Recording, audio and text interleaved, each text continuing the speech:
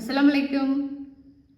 ஆயிஷாவும் பெருமானார் அவர்களை அளவு கடந்து நேசித்தார்கள். பெருமானாரை விட்டு பிரிந்திருக்க விரும்ப மாட்டார்கள். ஓர் இரவு ஆயிஷா ரலியல்லாஹு அன்ஹா அவர்கள் தற்செயலாக கண் விழித்தார்கள். பெருமானார் படுக்கையில் இல்லாதிருக்க கண்டு மனம் நொந்தார்கள். வீட்டில் விளக்கில்லை. இருட்டில் தடவி பார்த்தார். வீட்டின் ஒரு மூலையில் பெருமானாரின் பாதத்தை தொட்டார். அப்பொழுது பெருமானார் இறைவனை வணங்கும் முகமாக தலையை தரையில் வைத்து பிரார்த்தனை செய்து கொண்டிருந்தார்கள்.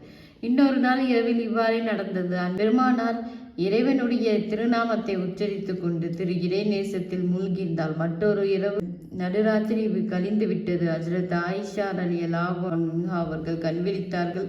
பெருமானாரை காணவில்லை. தேடினார்கள். இறந்தோரை அடக்கம் செய்யும் கபரஸ்தானிலே பெருமானார் உட்கார்ந்து கொண்டிருந்தார்கள்.